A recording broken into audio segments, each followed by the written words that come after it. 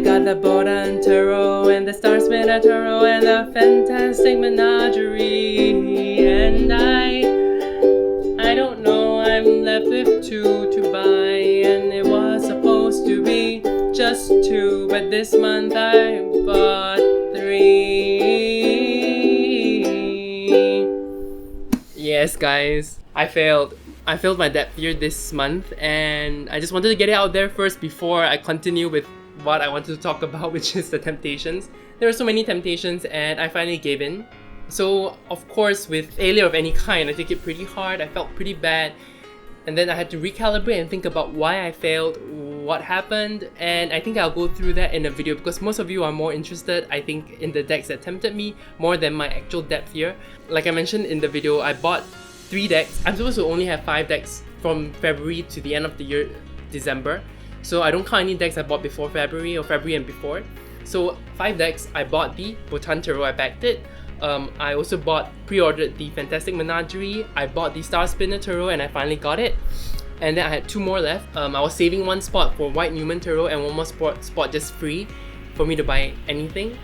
I kind of decided on the Dali Tarot, but I bought something else, and then I bought 2 decks.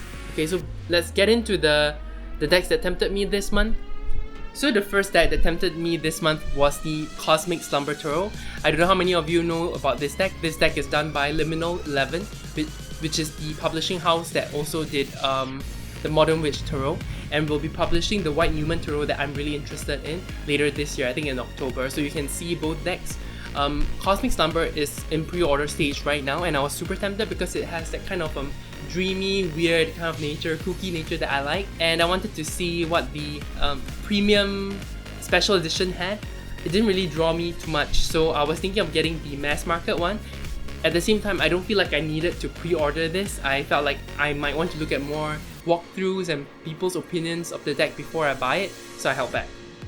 Okay, the second deck that really tempted me this month is the Hilda Tarot, and this is a deck done by Celestial Esther on Instagram. She's a lovely person. She is part of the Wildly Tarot podcast, so I really admire her as a reader. I really like how she thinks. I really enjoy how she talks on the podcast, and seeing the Hilda Tarot, it's so cute. It's a pin-up model, you know, she models and she does funny things, and it's really appropriate for the cards. It's a fun little deck. I was really tempted by that one also because I wanted to just support Esther. I think she's a lovely person, but you know, I don't feel like I would be using that deck that often, and that's why I held back and I decided not to get it. And the third one was Sorceress Tarot. This deck has been out for a while. It's a mass market deck and I was really attracted to it, but some of the minors I didn't really get or didn't really enjoy or even agree with.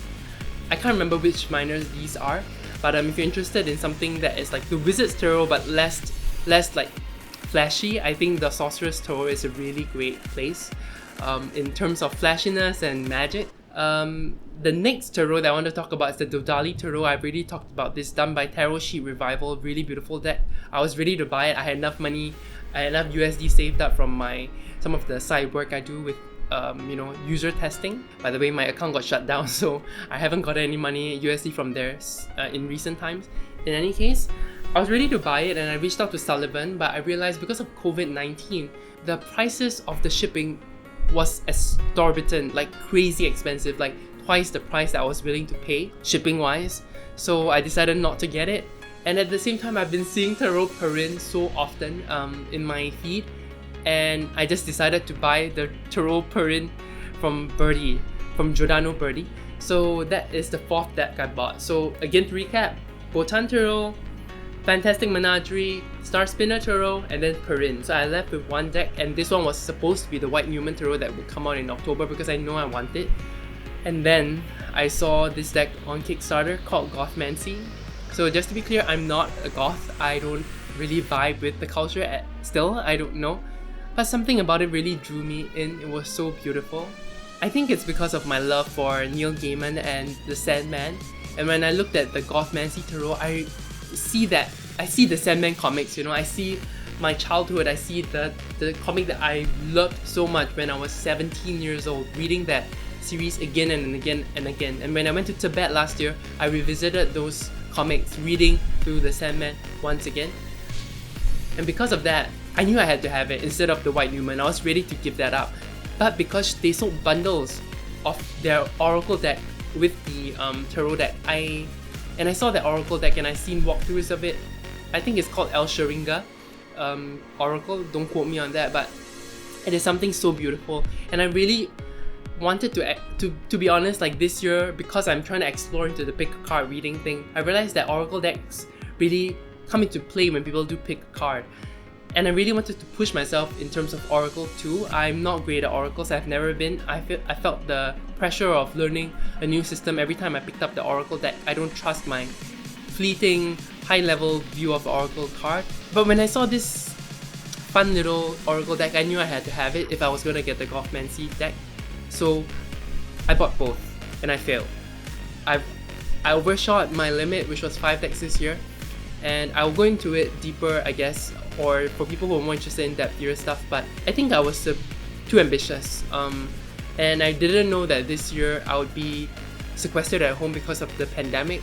You know, when I came out with those rules, so many factors that came into play, and I'm not gonna let myself just give up on my depthier. I'm thinking of trying to come up with a new set of rules that would help me still navigate the rest of this year at a better spending pace. I don't want to go too crazy. I still need to make sure that I keep to my budget, which I kind of do. And I might want to also think about negotiating new limits for books because of this pandemic, I've overbought books. To be honest, I really have bought too many books. I have a haul from Lulu coming up. I might show it to you, I might not, haven't decided yet because I don't know how much of you are interested in books. Let me know if you are, comment below, tell me, and I'll do that book haul.